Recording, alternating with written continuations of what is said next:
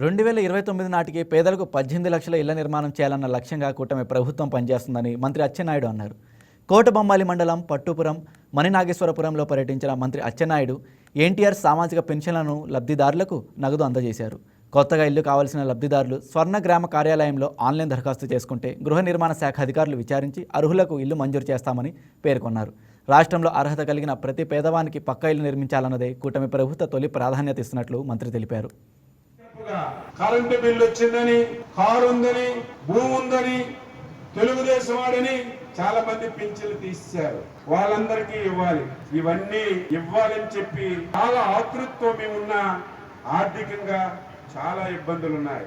ఎప్పుడు ముప్పుడుగా అప్పు చేశారు. ఏం చేశారంటే ఏమయ్యిందో ఎవరికి తెలియనటువంటి పరిస్థితి. మొత్తం బోర్లు కూడా నీళ్లు లేకుండా అయిపోతున్నాయి. అందుకే మొన్న ఎలక్షన్ లో చెప్పాను, 42 సంవత్సరాలు అయింది, ప్రజలు ఆదరిస్తున్నారు, అభిమానిస్తున్నారు, ఇంకా తాగడానికి నీళ్లు లేవు.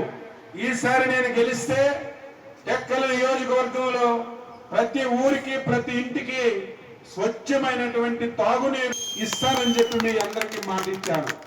ఇచ్చిన మాట ప్రకారం మొదటి విడతగా 100 కోట్ల రూపాయలు శాంక్షన్ చేశాను. అందులో మణినాగేశ్వరంకి ట్యాంక్ కట్టి నీరు ఇస్తున్నాం. ఇప్పుడే మీ ఊర్లో కూడా ట్యాంక్ ఫౌండేషన్ వేశాను. పక్కనే కిత్తేపేటకి ఇచ్చాం, ఎండపేటకి ఇచ్చాం. మీ పంచాయతీలో అన్ని గ్రామాలకి ట్యాంకులు కట్టి ట్యాంకు నుంచి ప్రతి ఇంటికి కొలాయి 6 మాసాల్లో ఇచ్చే ట్యాంకు కట్టి కొలాయిలుంటే ఉపయోగం లేదు, నీరు ఉండాలి. అధికారులు ఆఫీసుల్లో కూర్చొని కార్యక్రమాలు చేస్తే ప్రజల సమస్యలు తెలియవు. ఎన్టీఆర్ ముఖ్యమంత్రి అయిన తర్వాత చాలా మంది పుట్టారు, కొంతమంది పెద్దవాళ్ళు ఉన్నారు. ఈ గ్రామాన్ని అభివృద్ధి చేశారు. ఏ ప్రభుత్వం ఈ గ్రామాలని ఈ స్థాయికి తీసుకొచ్చారనేది, ఒక రోడ్డు వేసుకోగలిగారా, ఒక డ్రైన్ కట్టారా? మళ్ళీ 18 మాసాల్లో అభివృద్ధి ప్రారంభమైంది.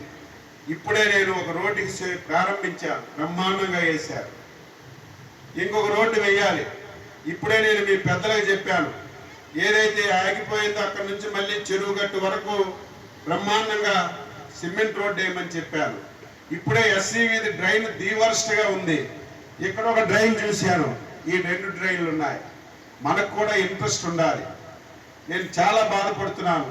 చాలా గ్రామాలు బ్రహ్మాండంగా అభివృద్ధి చేసుకుంటున్నారు. ఆ ఊర్లు వెళ్తుంటే చాలా ముచ్చటగా ఉన్నాయి. కానీ మనలాంటి గ్రామాల్లో మీరు ఇంట్రెస్ట్ చూపకపోవడం వల్ల. Please subscribe to YK TV Network. Please subscribe to YK TV. Please watch YK News. Don't forget to subscribe YK News channel